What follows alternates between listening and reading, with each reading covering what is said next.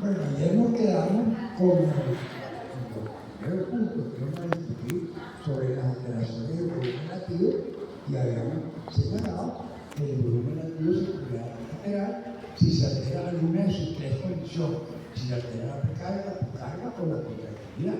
Y íbamos a entrar primero a las alteraciones de la precarga.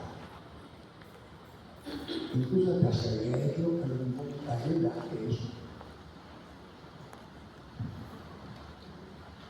Ya, yo tengo que ver.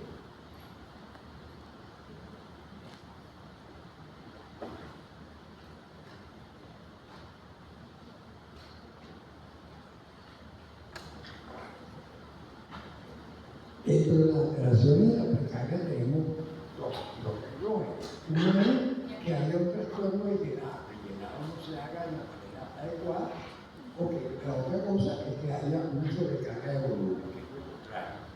O sea, un ventrículo tiene una dificultad para llenarse o se llena excesivamente. Entonces vamos a empezar por la primera. Y ustedes habían mencionado dos condiciones. Una mencionaron que era la de la extensibilidad del corazón, y la otra condición era que vamos a discutir primero, la estrechez de la válvula auriculoventricular.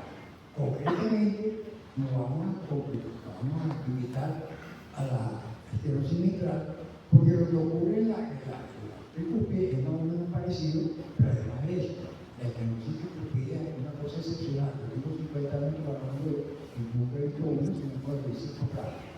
Y en cambio la estenosis mitral son mucho más jóvenes. Entonces, vamos a empezar por ahí.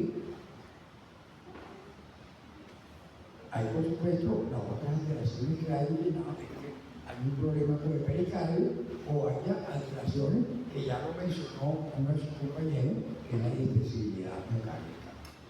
Esta lámina la estoy poniendo otra vez para recordar que la presión en la aurícula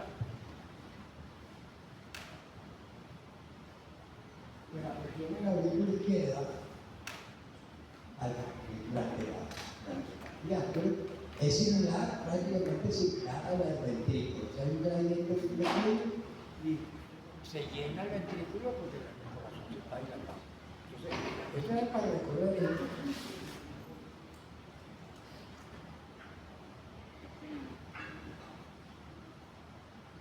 Que la presión sistólica y diastólica son iguales en la diáspora, pero entonces me interesa entrarle a este problema de la estenosis auriculoventricular. ¿Qué es lo que tenemos aquí? Que normalmente en la diáspora la válvula mitral se abre y al abrirse la válvula la sangre pasa de la aurícula hacia el ventrículo izquierdo, que se está extendiendo en ese periodo y se está llenando. Lo que ocurre es que algunas veces, por procesos de esclerosis, por fiebre reumática, que era muy común en el pasado y ahora es menos, o por algún otro tipo de alteración de la válvula no se abre lo suficiente. O sea, su apertura es menor de lo normal. Y entonces, durante el periodo diastólico, la válvula se abre menos. La pregunta que uno se hace, primero les digo esto, pero el ventrículo sí se llena. A pesar de eso, el ventrículo recibe el volumen que tiene que recibir. La pregunta es, ¿y por qué? ¿Cómo se la arregla? ¿Por qué lo recibe? ¿Por qué entra la sangre de esta manera al ventrículo? A pesar de que hay una resistencia mayor. ¿Qué puede ser?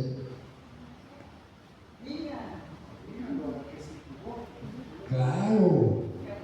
Aumenta la presión en la aurícula. O sea, ya está haciendo más presión. Aumenta la presión en la aurícula.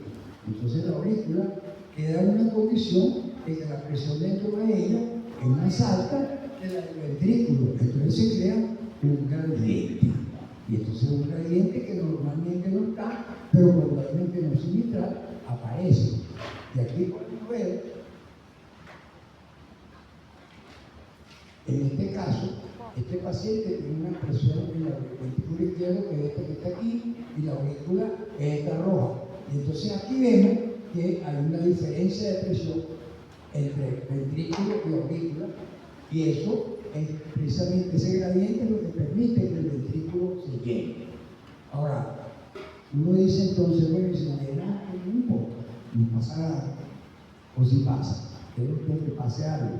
Porque lo único anormal que tenemos ahí es que la presión de la aurícula izquierda aumentó. Y eso será problemático, eso será un problema. Sí. A alguien se le ocurre, eso va a ser un problema. Aumentan las presiones retrógradas. Todo lo que Aumenta las presiones retrógradamente. O sea, aumenta las presiones retrógradamente desde la aurícula izquierda hasta las venas pulmonares, hasta los capilares pulmonares, y se produce esta alteración.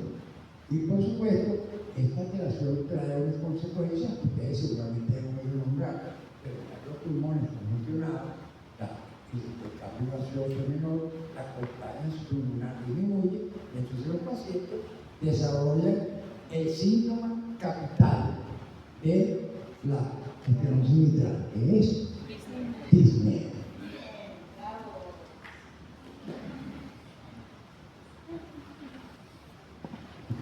Entonces los pacientes hacen aumento de la presión de la aurícula izquierda, eso sube la presión en los capilares pulmonares y produce congestión y puede disminuir el gasto cardíaco, sobre todo cuando la estenosis es muy estrecha, pero en otras circunstancias que es mucho más importante es que si los pacientes hacen taquicardia, el tiempo de llenado, que ya está comprometido por este gradiente que hay, se hace mucho menor y entonces el ventrículo se llena menos. Efectivamente se llena menos. Si las aurículas se contraen más rápido o si las aurículas no se contraen adecuadamente, como ocurre en una cosa que se llama fibrilación auricular.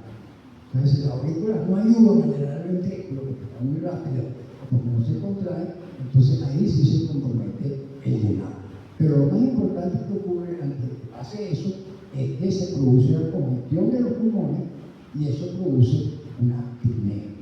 Y esa disnea, seguramente lo van a seguir viendo en todas las patologías, esa disnea es peor a medida que la estenosis es peor. Eso empieza con una disnea de gran esfuerzo, de gran esfuerzo, de pequeño esfuerzo, y por último termina en disnea de reposo o disnea de equilibrio, como se ve en todas estas patologías. ¿Estamos claros con eso? Sí.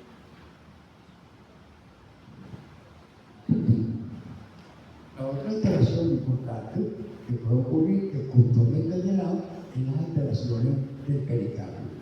Si el pericardio se hace menos distensible, como podemos poner en ejemplo que mostraremos después, se hace menos distensible, el llenado ventricular se compromete y el llenado auricular también se compromete y las presiones diastólicas dentro de los ventrículos en la aurícula aumentan. Entonces aquí se produce un aumento de presión dentro de los ventrículos en la diástole, dentro de la aurícula, porque estas presiones son iguales, y esa presión se transmite hacia el lecho pulmonar o se transmite también hacia el lecho sistémico, dependiendo de cuál parte se está afectando más. Pero eso es típico de esta situación. Esta situación se produce generalmente cuando el pericardio sufre algún proceso inflamatorio o cicatrización. Antes era muy común, ahora es menos común, la pericarditis tuberculosa, pero es muy común y pasaba eso. Y hay otras alteraciones, incluso neoplásicas del pericardio, que pueden causar unos problemas de este tipo. Entonces, la constricción pericárdica produce una situación que es bien parecida en algunos aspectos a lo que hace la estenosis mitral. Aumenta la presión diastólica final de la presión de la aurícula izquierda y derecha y se produce hipertensión menocapilar pulmonar y hipertensión menocapilar sistémica. ¿Está claro?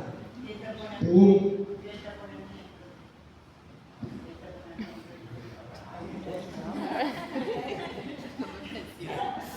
La otra forma como puede ocurrir que el pericardio se haga poco resistente es que aparezca un derrame líquido dentro de él.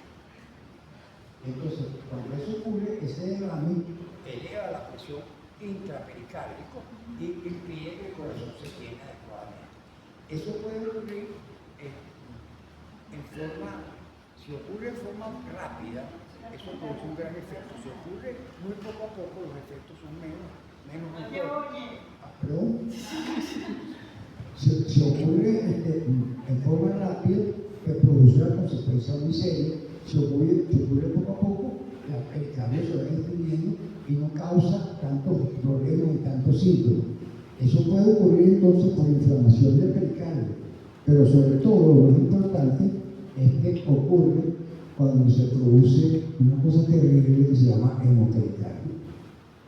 Si por alguna razón se produce un paso de sangre al líquido pericárdico de forma más rápida, eso provoca esta situación que estamos viendo aquí, que se compromete el acto cardíaco, aumenta la presión en llenado y eventualmente el paciente, si este problema no se resuelve, el paciente eventualmente muere.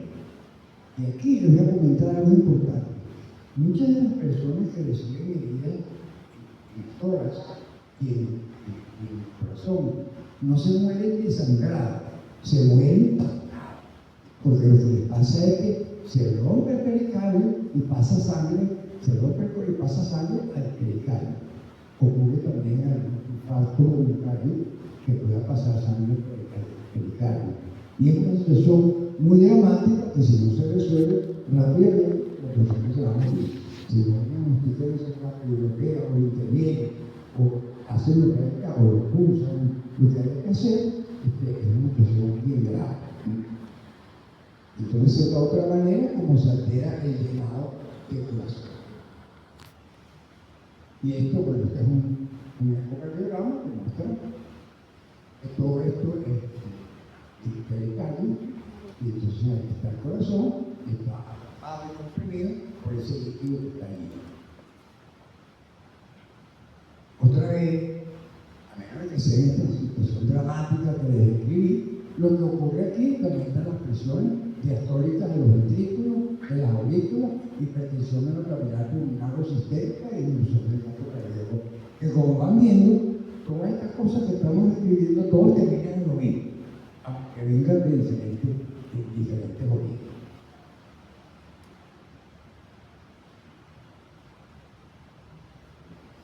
Y aquí viene el que me informó el colega que está sentado por allí. Bien. Normalmente, cuando el corazón se va llenando, es un tejido elástico que contiene además una molécula interesantísima que se llama actinina. Esa molécula genera tensión cuando la estiran. Perdón. Cómpreme un micrófono de diadema, sí.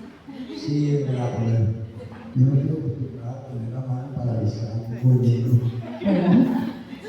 El hecho que esta resistencia que ofrece el corazón a la distensión hace que, a medida que el corazón se distiende, bajen subiendo la presión diastólica final del ventrículo y de la aurícula. De manera que ustedes tienen una persona que está en esta curva normal. Y ustedes sobrehidratan a un paciente, cosa que suele ocurrir con los niños, que los va a hidratar, los sobrehidratan. A un niño, suben por aquí, y entonces ¿qué va a pasar? Fíjense esto, en una persona, en un niño normal, uno lo sobrehidrata, pero él tiene una curva de distensibilidad normal. Pero si ustedes lo hidratan más de la cuenta, esto va a seguir subiendo, y eso qué consecuencia va a tener. Que ustedes no lo pueden razonar.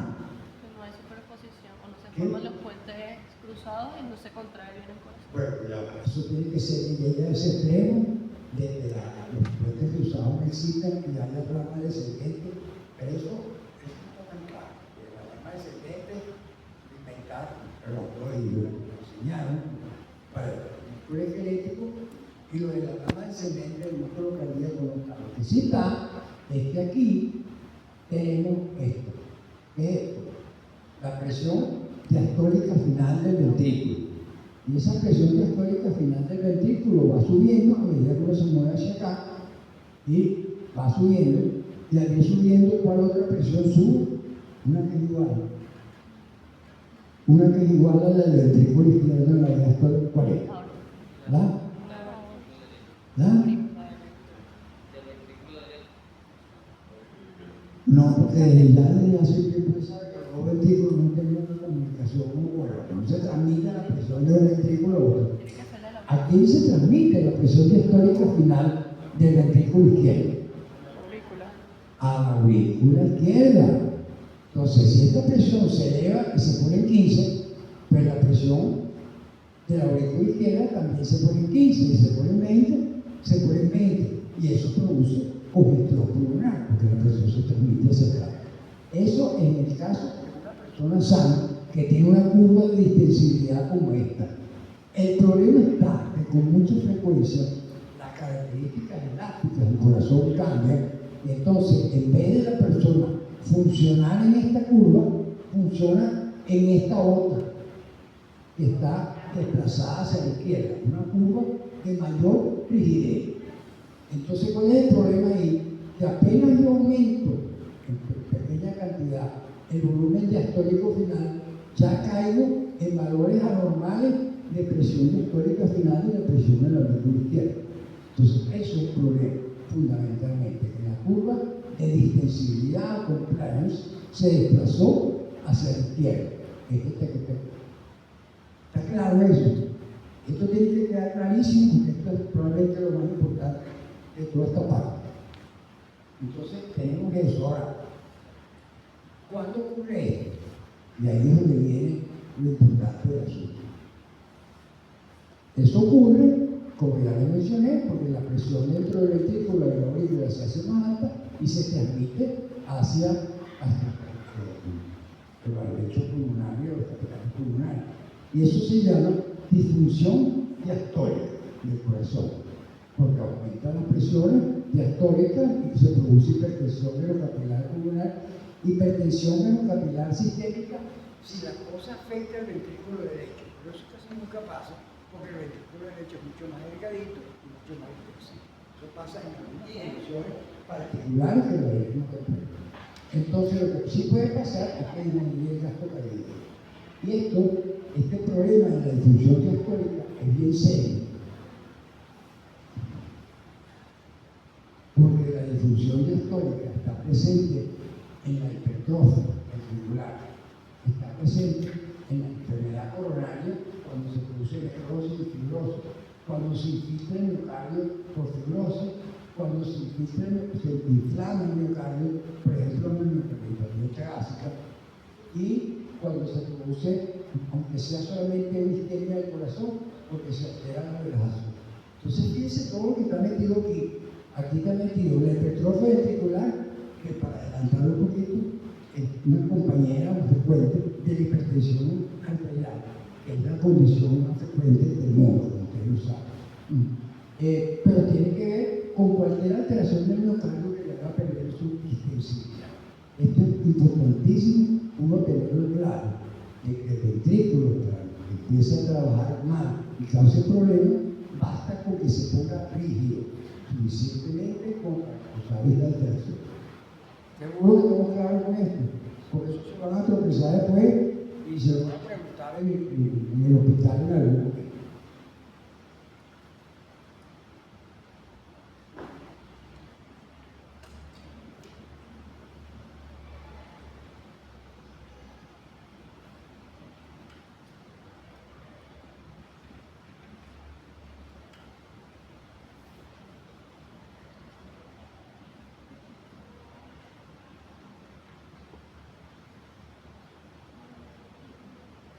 Entonces eso se llama disfunción diastólica ventricular. Y entonces ahora nos vamos para el primer renglón, que es las alteraciones de la precarga.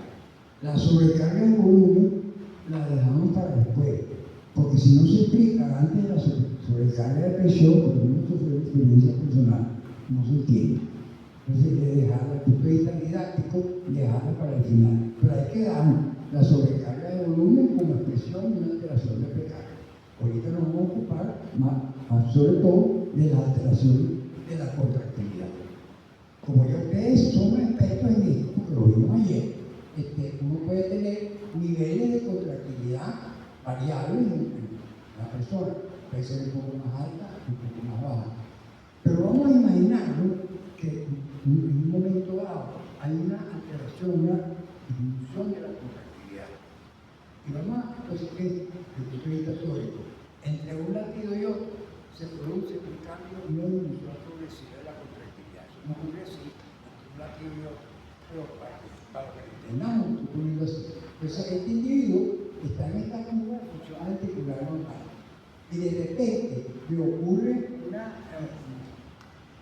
una disminución de la contractilidad por un daño, alguna cosa que pasó, y entonces, por esa alteración de la contractilidad, este punto se mueve hacia acá.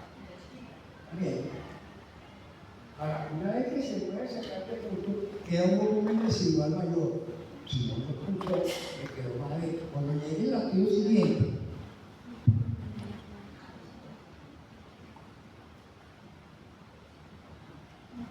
esto se va a mover hacia acá. Y el paciente va a recuperar el volumen latido, pero el corazón se puso un poquito más distendido, con mayor presión diastólica final.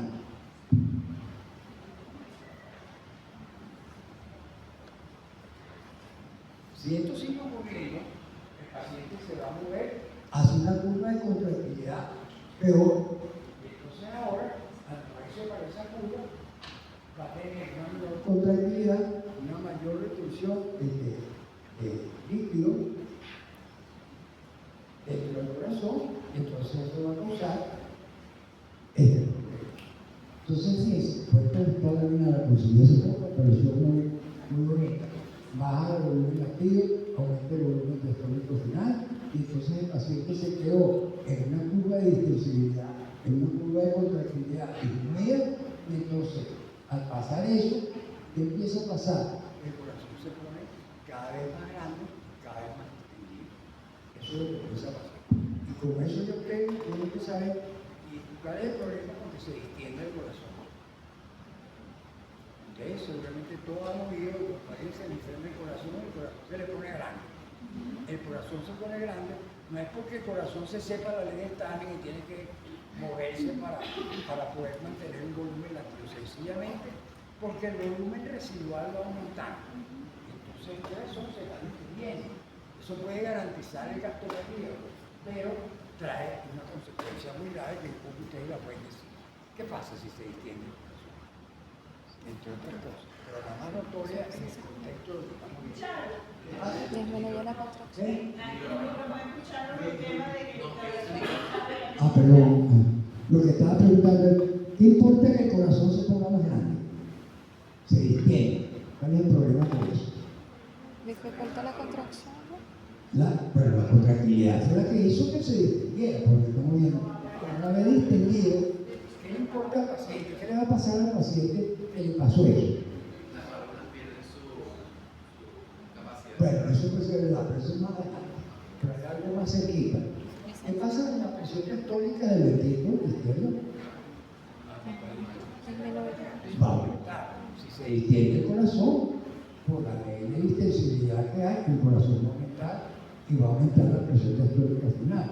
Y al ir aumentando la presión diastólica final, aumenta otra vez la presión de la aurícula izquierda y otra vez eso produce congestión pulmonar, disnea, etc. Entonces, lo primero que ocurre cuando se distiende el corazón es que las personas empiezan a tener disnea como expresión de un daño cardíaco de contractilidad.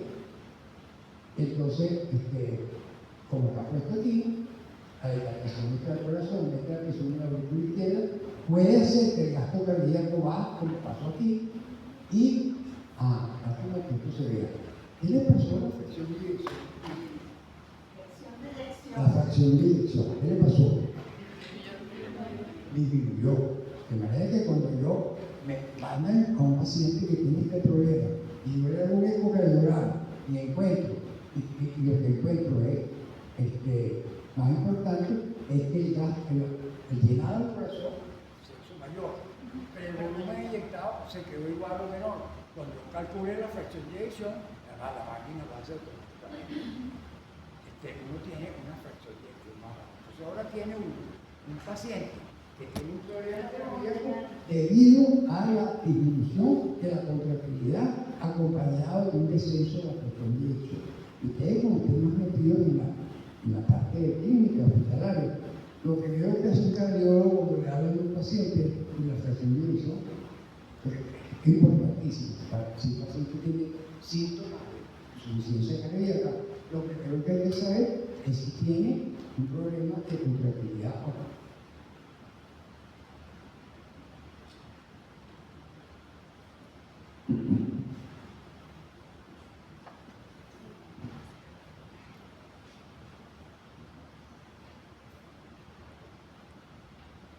O sea, el botón me da al revés. Un poquito enredado con eso, el botón me da de lado, y entonces esto me ha enredado un poquito la vida.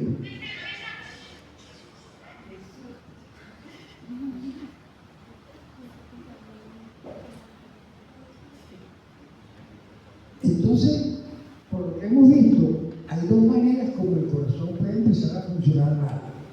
O porque se puso rígido, o porque se puso débil, para decirlo de manera distinta. Una es un aumento de la rigidez o disminución de la extensividad, y el otro es disminución de la contractilidad. Desgraciadamente, la disfunción sistólica y diastólica están solitas y separadas. Con frecuencia están separadas. Pero muchas veces están coincidiendo en la misma persona un cierto grado de disfunción sistólica y un cierto grado de disfunción diastólica. Donde es más evidente la disfunción pura de la función cardíaca es en los pacientes que tienen hipertensión arterial. ¿Por qué? Porque ellos mantienen mucho tiempo su función cardíaca intacta, pero el corazón se va poniendo rígido y entonces empiezan a tener síntomas de congestión pulmonar, cuando que con una fracción de eyección que todavía está bien, pero que el problema es distensibilidad. Entonces son estas dos situaciones y hay disfunción diastólica por insuficiencia cardíaca reducida, conservada, o insuficiencia cardíaca con fracción de eyección intermedia. Y hoy en día la tendencia, cuando se habla de insuficiencia cardíaca, es llamarla o es esta, o es esta, o es esta tercera. O sea, ese tiene, por eso que le repito que lo primero que hace un cardiólogo es preguntar cuando un paciente tiene insuficiencia cardíaca cómo está su fracción de eyección para saber cómo lo va a catalogar y cómo lo va a tratar. Y son dos cosas distintas.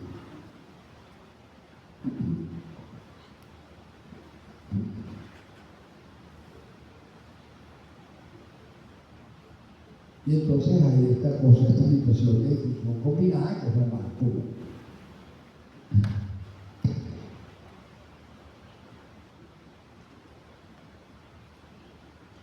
Bien.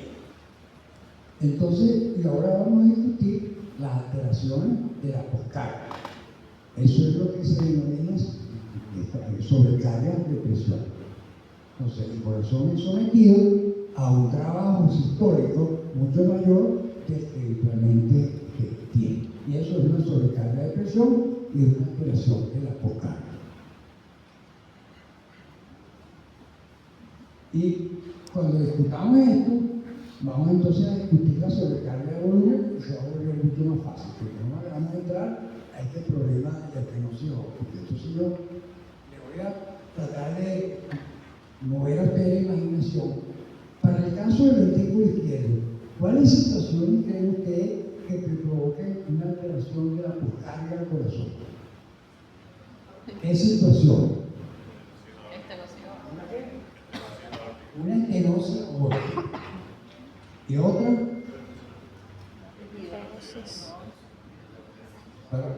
Rigidez de la arteria como tal. Rigidez de la arteria, porque no entiendo eso. O sea, no solo no la válvula como tal, sino que la aorta se calcifique, se vuelva más rígida.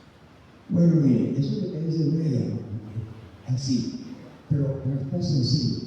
Cuando la aorta se pone rígida, la presión, como ya no amortigua, ahora la presión sistólica se pone muy mal.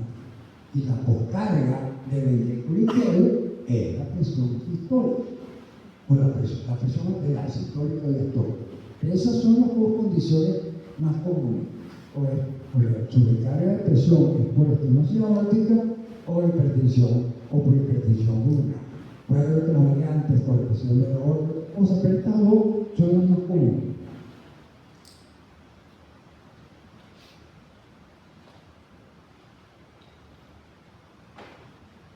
¿Ustedes creen que la estenosis mitral que la vimos antes sea una sobrecarga de presión o es un trastorno de llenado nada más? ¿Es una sobrecarga de presión para quién? Para la aurícula. Para la aurícula izquierda. Entonces, en una situación particular donde este trastorno de llenado además se acompaña de una sobrecarga de presión de la aurícula que va causando daño y daño a la aurícula por estar sobrecargada. Pero la que vamos a discutir más completa sobre estenosis aórtica, hipertensión arterial y coartación de aorta. Por supuesto, en el lado derecho, la contrapartida de un aumento de poscardia del ventrículo derecho son la estenosis pulmonar y la hipertrofia de la hipertensión arterial pulmonar. Esas no las voy a discutir en detalle, porque yo creo que eso me entiende de un lado, la de otro lado, la comprender. Entonces vamos a empezar con la primera, que es que por alguna circunstancia, aterosclerosis, fiebre reumática, una válvula que congénitamente fue anormal, o congénitamente fue una aorta que en vez de tener 3 válvulas tenía 2, una aorta biválvula, eso tiende a calcificarse los juicios. Entonces todas esas cosas crean una condición en que la válvula aórtica se pone estrecha y aumenta su resistencia. Yo otra vez les pregunto lo mismo. ¿Ustedes creen que al que le pasa eso, el volumen latido del corazón le baja? No le baja, ¿no? No le baja. Vamos a decir por qué. ¿Por qué no baja? Porque ¿Qué es lo que hace que no la baja? mitral está normal, la está recibiendo de la aurícula. No tiene que ver. O sea, la sangre está recibiendo desde la aurícula. Lo que está fallando es la Pero salida. ¿por qué sale? ¿Por qué logra salir? Ella sale, pero lo que me imagino que sucede es que sale, le toma más tiempo la salida. Puede ser, pero sale. ¿Qué fuerza da? ¿Qué fuerza hizo que la aurícula pudiera vaciarse en la aurícula, en el ventrículo? Fue un gradiente, ¿no? Y aquí, en este caso, Aumento la ¿no presión. será que hay un gradiente también? Aumento Claro, la presión. aparece un gradiente. Las presiones son iguales en el ventrículo izquierdo y la aurícula izquierda en condiciones de reposo, como dijimos. Pero si ahí aparece una resistencia, al aparecer esa resistencia,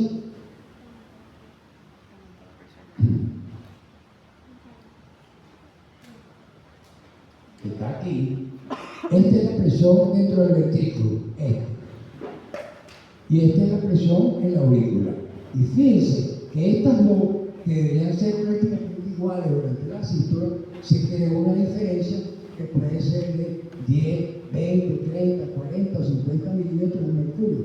Pero eso garantiza que el ventrículo pueda vaciarse en la aorta. Y por eso, afortunadamente, los pacientes que tienen estenosis aórtica no andan por el mundo con pálido, con bajo gasto, ni nada de eso, porque tienen la posibilidad de que la aorta pueda llenar, pueda vaciarse hacia la aorta en la contracción. Entonces ustedes se preguntarán, pero entonces no importa tener estenosis aórtica, pero también tener estenosis aórtica. ¿Por qué no? ¿Qué tendría de malo tener estenosis aórtica? Aparte que produce un soplo, La presión ventricular. a la presión ventricular se pone alta, ¿verdad? Y se pone bien alta. Y eso representa un problema. Aparte del problema que representa que este gradiente puede hacer que la persona tenga un desmayo, un síncope, puede pasar. Pero además de eso, desde el punto de vista del arreglo del corazón, ocurre algo mucho peor.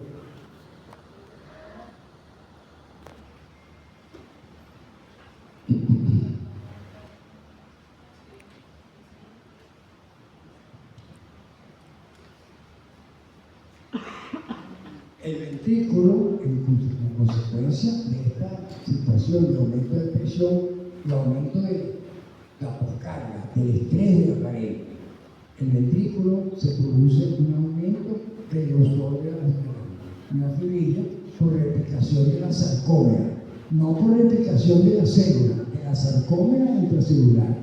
Entonces, hay una replicación de la sarcómera y cada unidad, cada célula se pone más gordita. Entonces, eso trae una serie de problemas. Eso se llama hipertrofia del corazón. Entonces, aquí se produce una hipertrofia del corazón, el corazón no se dilata, pero además esa hipertrofia contribuye a garantizar que el gasto cardíaco no disminuya.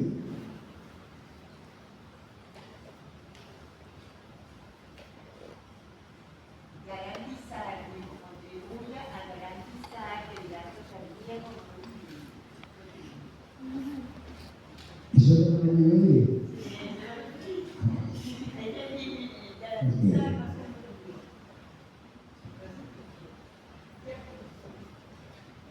Ustedes se acuerdan que les dijimos que la poscarga era una función de la presión, del radio y de qué más.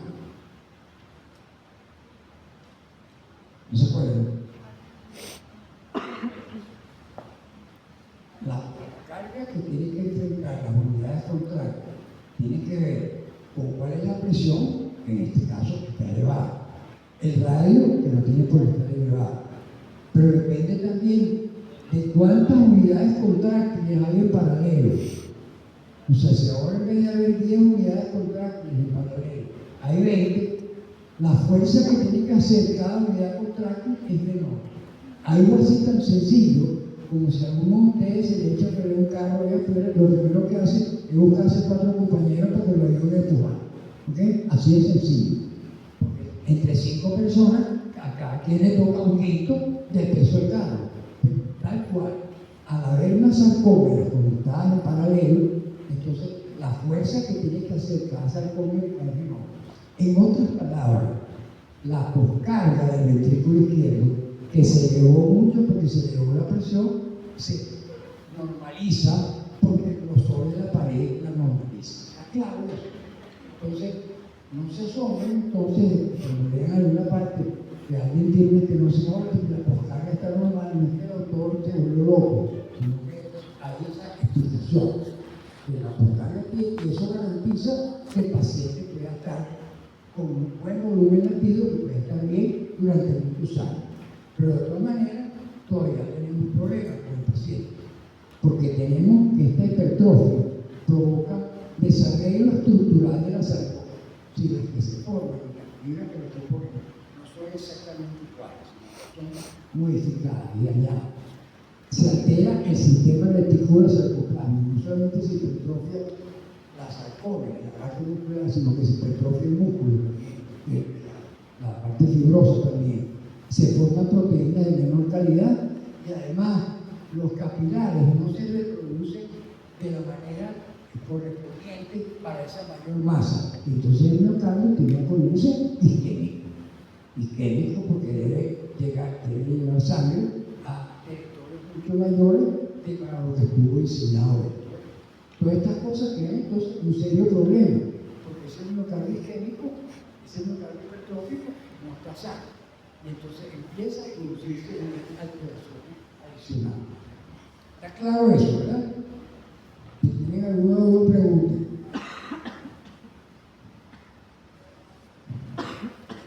Esto explica que en estos individuos en algún momento empieza a disminuir la contractilidad miocárdica por la isquemia, por el desarreglo, por la fibrosis. Entonces, encima de que tenía una estenosis aórtica, la masa ventricular, el miocardio, se empieza a dañar. Y ahí es donde viene el problema más serio. Y por eso que estos pacientes, cuando tienen una estenosis con un gradiente, como el que se muestra ahí, habitualmente lo que se hace, y ya casi lo voy a decir lo que se hacía, era operarlo. Porque desde hace unos años, en vez de operarlo, le introducen una válvula con una válvula enrolladito de un catéter, eso se abre dentro de la válvula y sustituyen a la válvula mitral en la válvula aórtica estenótica y el paciente se va a tener siguiente para su casa. Eso lo he visto